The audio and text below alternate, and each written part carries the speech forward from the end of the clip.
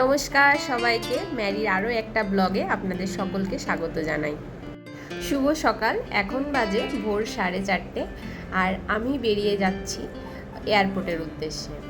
আর এই দেখুন আমার ক্যাব চলে এসছে, আর ক্যাবের যে ড্রাইভার দাদা উনি আমার লাগেজটা ডিকিতে ভরে নিচ্ছিলেন, আর আমাকে ছাড়তে যাচ্ছে আমার দিদি। এই যে ও একটু টাটা দিয়ে দিল, কবে আবার দুজনে এরকম মস্তি করব জানি না। তো চলুন বেরিয়ে পড়ি।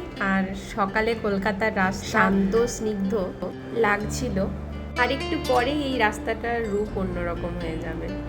কলকাতার মানুষের ব্যস্ত জীবনযাত্রা ফুটে উঠবে। কি সুন্দর লাগছে না চারপাশটা দেখুন।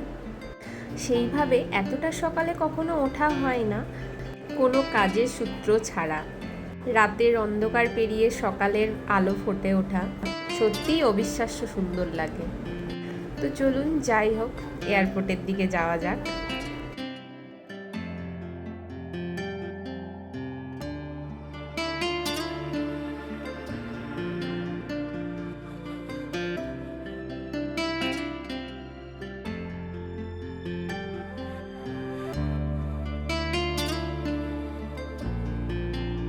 আর এই যে এয়ারপোর্টে এসে পড়েছি, নেতাজি সুভাষচন্দ্র বোস ইন্টারন্যাশনাল এয়ারপোর্ট। নিজের দেশের মাটি, নিজের দেশ, নিজের আত্মীয় স্বজন, মা বাবা সবাইকে ছেড়ে যেতে হচ্ছে। সত্যি খুব খারাপও লাগছিল, কিন্তু তার সাথে আরও একটা ভালো লাগার কারণ হচ্ছে আমার জীবনে সব থেকে ভালো থাকার কারণ যে মানুষটি, সেই মানুষটির সাথে দেখা হবে অনেকদিন পর। তো এখানে দিদিকে টাটা বলছিলাম, ওর সামনে দিয়ে তাই বললাম তোর বিয়েতে দেখি আসার চেষ্টা করছি।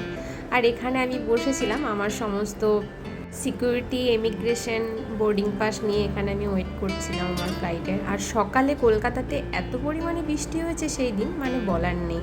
আমরা আসার সময়তেও বৃষ্টি পেয়েছি, এখনও মেঘাচ্ছন্ন আকাশ। তো অনেকক্ষণ বসে ওয়েট করছিলাম, তারপরে দেখি আমাদের যিনি পাইলট আর কেবিন ক্রু ওনারা এলেন, ওনাদেরকে কিছু ইনস্ট্রাকশন দিচ্ছিলেন। ওনাদের যিনি হেড ছিলেন তারই একটা ছোট্ট ক্লিপ নিয়েছি এখানে। ভীষণ সুন্দর লাগছিল ওনাদেরকে, ক্লিপ না নিয়ে আমি পারলাম না।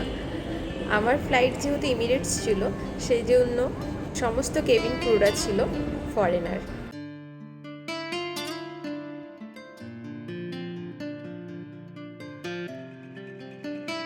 তো এখানে বোর্ডিং পাস স্ক্যান হয়ে গেছে, এবার ফ্লাইটের ভিতরে এন্ট্রি করবো। এই যে আমাদের ফ্লাইটটা দাঁড়িয়ে আছে, তো চলুন।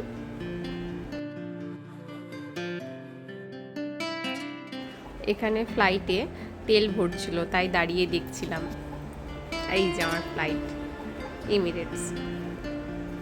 এখানে ওরা এত সুন্দর মিষ্টি করে ওয়েলকাম করেন। এই যে ফ্লাইটের ভিতর ঢুকে গেছি। আমার সিট নাম্বার ছিল 45K, মানে একদমই লাস্টে। উইন্ডো সাইড ছিল। উইন্ডো সাইড ছিল বলতে উইন্ডো সাইডই বুক করা হয়েছিল। হাজব্যান্ড যখন টিকিটটা কাটে তখন উইন্ডো সাইড দেখেই টিকিটটা কেটেছে। এই যে আমি চলে এসেছি সিটের মধ্যে। আর এই যে এমিরেটসের থেকে যা যা ইউজ করার জন্য দেয়, হেডফোনস দেয়, একটা কম্বল দেয়, একটা পিলো দেয়, তো সেগুলোই আমি দেখছিলাম। আর সামনে এখানে একটা স্ক্রিন, যেখান থেকে ফ্লাইটের মুভমেন্ট সব কিছু চেক করা যায়। একটা ফ্রন্ট সাইডে চেক করা যায়, আর একটা হচ্ছে আপনার ফ্লাইটের সাইডটা চেক করা যায়। আর এখানে আমাদের ফ্লাইট দিয়ে দিয়েছে রানওয়েতে, টেক অফের জন্য রেডি। তো চলুন যাওয়া যাক। আপনাদেরকে সাথে নিয়ে এই দেশের মাটি ছাড়লাম। দেখতে দেখতে অনেকটা উচ্চতায় উঠে গেল আমার ফ্লাইট, আর উপর থেকে কলকাতা শহর। কি অবিশ্বাস্য সুন্দর লাগছে তাই না, উপর থেকে কলকাতা।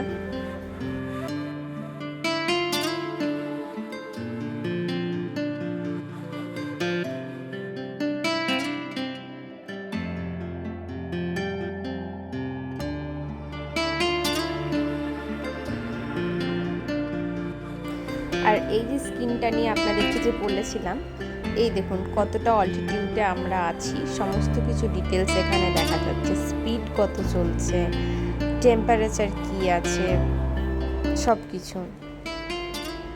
আর এখানে দেখাচ্ছে ম্যাপটা, কোন কোন শহরের উপর দিয়ে আমাদের ফ্লাইটটা যাবে, তারপর আমাদের দেশের মাটি ছাড়বে। এখানে ক্যামেরাতে ঠিকঠাক করে ক্লিয়ার দেখা যাচ্ছিল না, যত সম্ভব এটা করাচির উপর দিয়ে, পাকিস্তানের তার উপর দিয়ে ফ্লাইটটা গিয়েছে, কারণ ম্যাপে এখানে সেটাই দেখাচ্ছিল।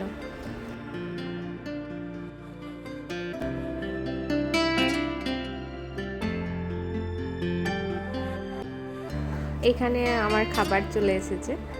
এখানে দিয়েছে রায়তা, একটা পেস্ট্রি, বাটার, এখানে ভেজ রাইস কিন্তু না, এটা চিকেন রাইস দিয়েছে, চানা ডাল, রোস্টেড কাজু ছিল, চকলেটস ছিল, ম্যাঙ্গো জুস, আচার, মুখশুদ্ধি, জলের বোতল একটা।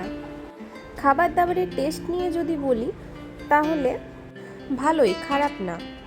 আর ছিল আপনার বিভিন্ন রকম ফলের জুস, চা, কফি, সেটা আপনি যতবার খুশি নিতে পারেন।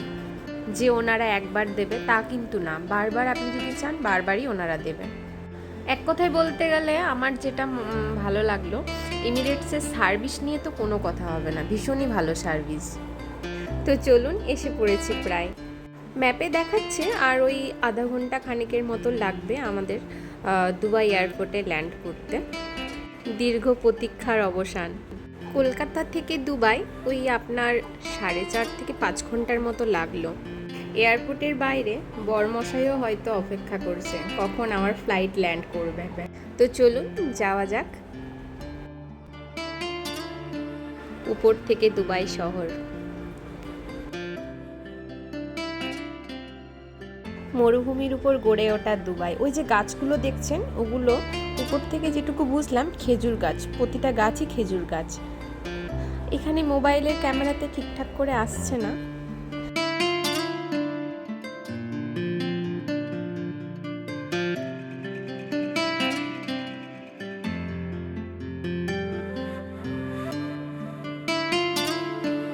এসে পড়েছি দুবাই সিটিতে।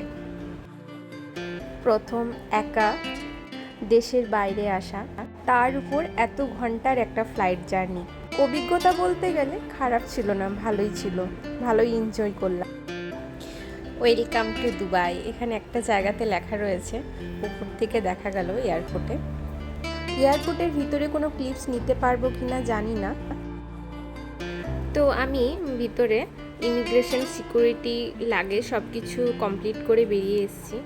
ভিতরে এক জায়গায় দেখলাম ফটোগ্রাফি বা ভিডিওগ্রাফি অ্যালাউ নয়, যার জন্য আমি ভিতরে কোনো ফটোগ্রাফি বা ভিডিও কিচ্ছু নিতে পারিনি। তো চলুন আজ এই পর্যন্তই। খুব তাড়াতাড়ি দেখা হচ্ছে আপনাদের সাথে আরও একটি ব্লগ ভিডিওতে। সবাই ভালো থাকবেন, সুস্থ থাকবেন, ধন্যবাদ।